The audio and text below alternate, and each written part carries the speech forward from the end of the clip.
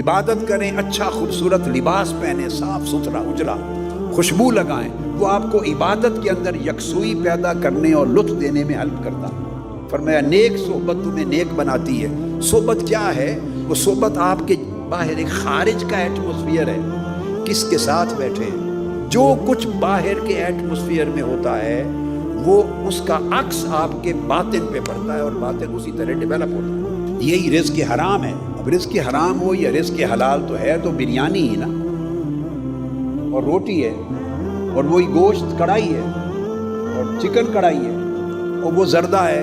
جو کچھ بھی کھائیں پیئیں، مشروب پیئیں، حلال چیز کھا پی رہے ہیں۔ میں حرام شراب کی بات نہیں کر رہا، گندم کی۔ آپ جو کچھ کھانا کھاتے ہیں وہی پکتا ہے، اسی خاتون نے پکایا، وہی کچن ہے آپ کا، وہی آگ تھی، وہی پروسیس ہے، انہی ڈونگوں میں پلیٹوں میں آپ نے کھا لیا۔ ایک سے نور پیدا ہو رہا ہے، ایک سے اندھیرا پیدا ہو رہا ہے۔ اور وہ جو اس کے اندر حلال کا ایسپیکٹ تھا کہ وہ رزق حلال تھا، جو پیچھے حلال کی کمائی تھی، جس میں جھوٹ نہیں بولا تھا آپ نے وہ کمائی کرتے ہوئے، جس نے گاہک سے فراڈ نہیں کیا تھا، جس میں کمی بیشی نہیں کی تھی ناپ تول میں، یہ ساری چیزیں اس رزق کو حلال بنا رہی ہیں۔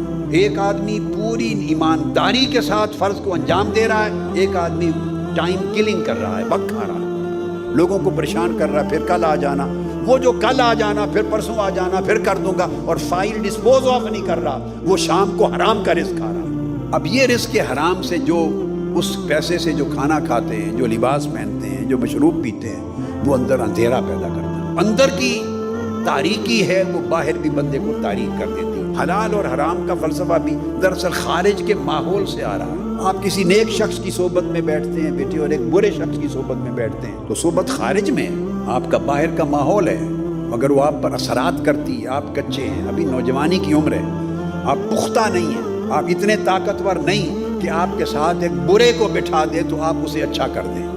برے کو اچھا کرنے کے لیے خود بڑا طاقتور اچھا ہونا چاہیے ہوتا ہے۔ برائی کی طاقت زیادہ ہے۔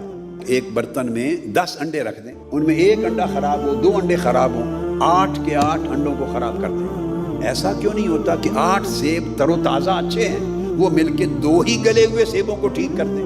اسی طرح ہے، آپ سب صحت مند بیٹھے ہیں، آپ کے ساتھ ایک نزلے زکام کا مارا ہوا انفیکشن کا لڑکا بٹھا دیتے ہیں، کھانس کے کل آپ کو کھانسی شروع ہو جائے گی، جس کو انفیکشن ہے، کھانسی ہو جائے گی کہ نہیں؟ ایسا کیوں نہیں ہوتا کہ آپ ٹھیک ہیں، آپ اپنی صحت کی وجہ سے اس کو ہی ٹھیک کر دیں؟ صحت مندی بیماری کو ٹھیک نہیں کرتی، بیماری صحت مندی کو بھی خراب کرتی۔ یہ طاقت ہے ایول کی، بیماری کی۔ لہٰذا آپ اگر بری صحبت میں، سنگت میں، دوستی میں بیٹھیں گے تو آپ کی اچھائی جاتی رہے گی، برائی نہیں جائے گی۔ برائی کو دور کرنے کے لیے آپ کی اچھائی کو بڑا پاورفل ہونا ہوگا، اور وہ تو پاورفل تب ہوگی کہ آپ اس کو بڑھائیں گے پاور کو، تو بری صحبت اثر انداز ہوتی ہے۔